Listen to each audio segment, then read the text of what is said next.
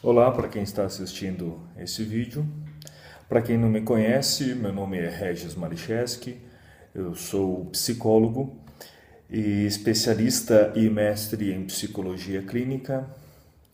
Vou relatar um pouco da minha experiência dentro do sistema prisional com o qual eu trabalhei, onde eu trabalhei na SEAP, na Secretaria Estadual de Administração Penitenciária do Estado da Bahia, e também da AGPEN, a Agência Penitenciária de Mato Grosso do Sul.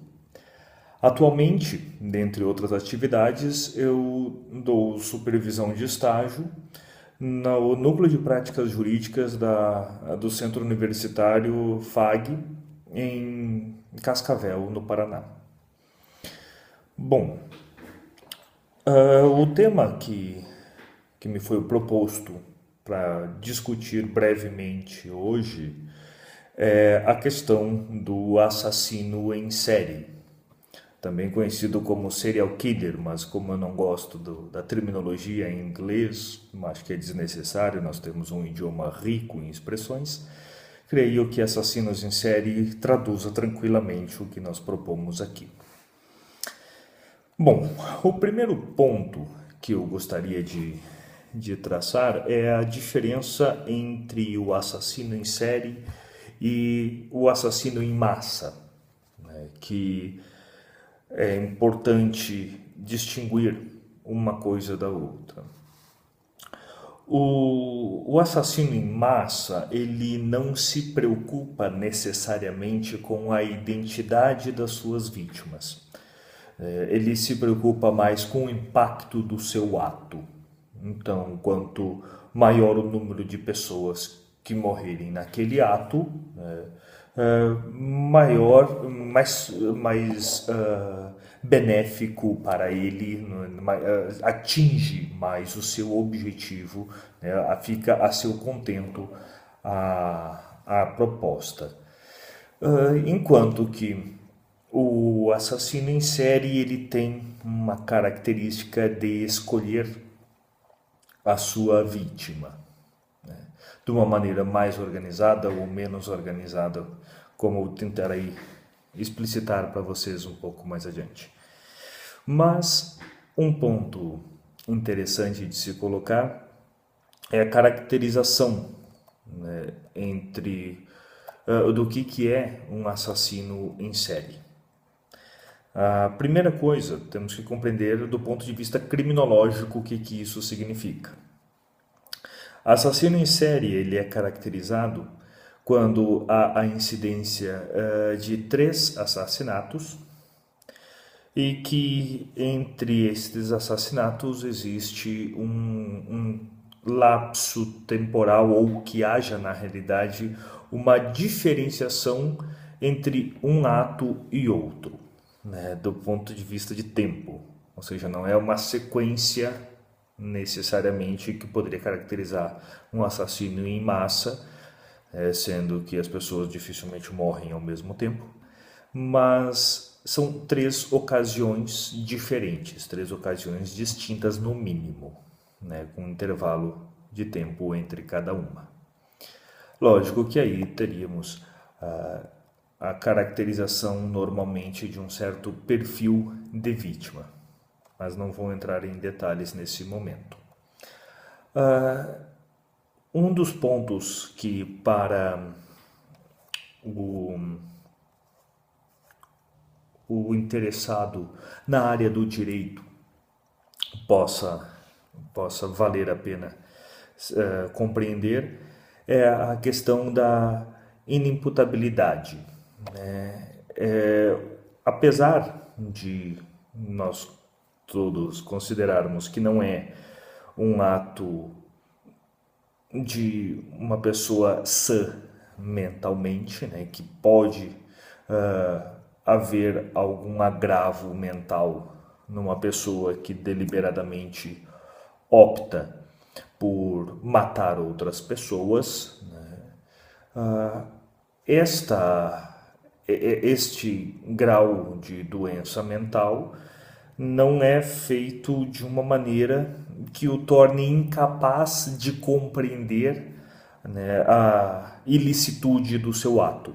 Então é importante salientar que este indivíduo que mata, ele sabe que está matando, ele tem consciência e ele consegue determinar-se para este ato, né? Então, eles são, na grande maioria dos casos, né, imputáveis, né? Não, muito raramente nós podemos traçar uma linha de semi-imputabilidade, de repente.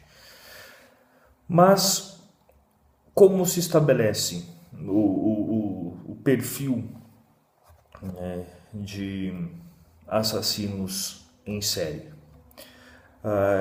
Isso serve em via de regra, mas tem muitas exceções, né? Mas isso auxilia-nos a ter um certo padrão.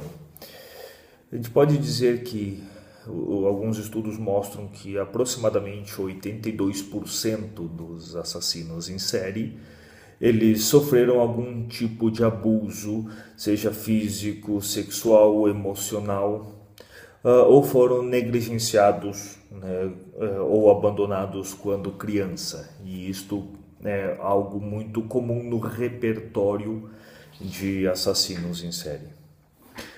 Outro ponto, né, que eu gostaria de mencionar neste breve vídeo é a questão da tríade presente na grande maioria desses assassinos em série.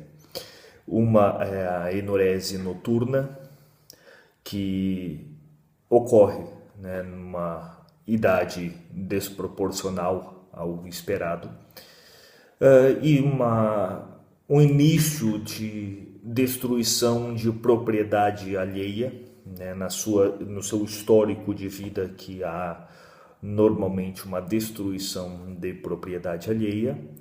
E um ponto que é muito significativo é a crueldade com animais ou outras crianças, né? Então, tendo isto presente no histórico, né, essa tríade é muito comum estar presente no histórico de assassinos em série. Então, se vocês estiverem trabalhando em um caso e queiram investigar com um pouco mais de profundidade, um pouco mais de cuidado, esses casos acontecem com maior frequência, né? Não que seja obrigatório que exista, mas é uma incidência muito grande. De algum ponto, né, de percepção destes casos, nós podemos dizer que os assassinos em série se dividem basicamente em dois grupos, né? Um grupo de organizados e desorganizados.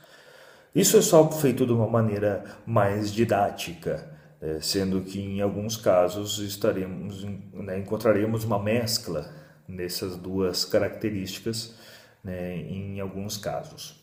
Eu fiz algumas anotações aqui, se vocês perceberem, estou olhando para fora da câmera, mas é para poder me guiar mais facilmente.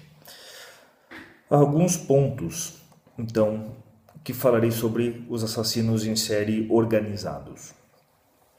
Esses assassinos, eles são pessoas solitárias, né, mas por motivos de se sentirem superiores aos outros, né, e julgarem que ninguém são suficientemente bons, né, para eles.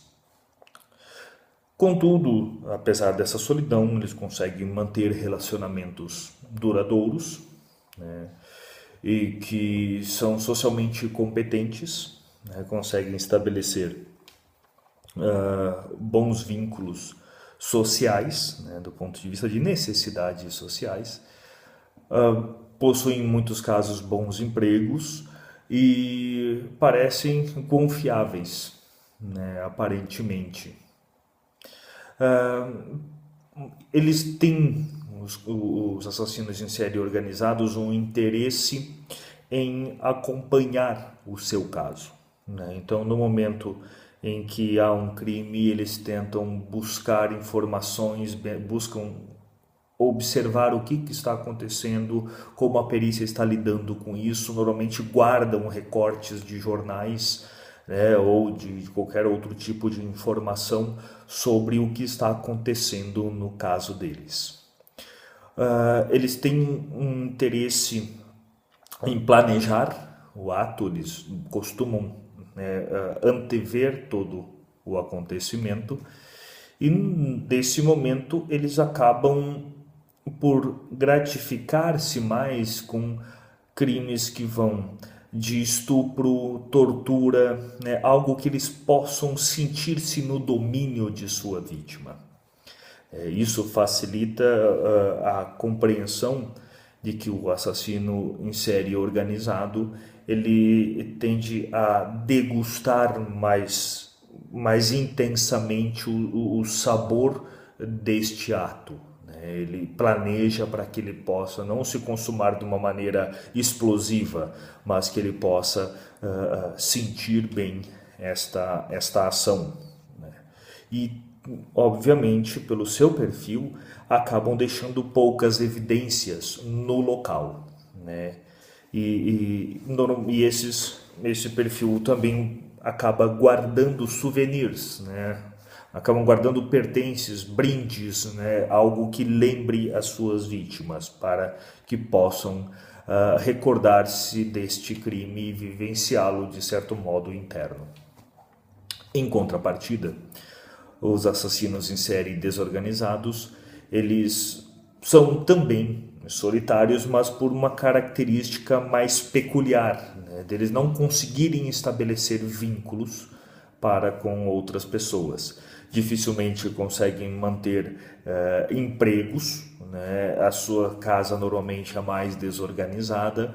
Eles trazem essa desorganização de uma maneira mais ampla, né? Não só do ponto de vista criminal, mas do ponto de vista de relações interpessoais e de vivências.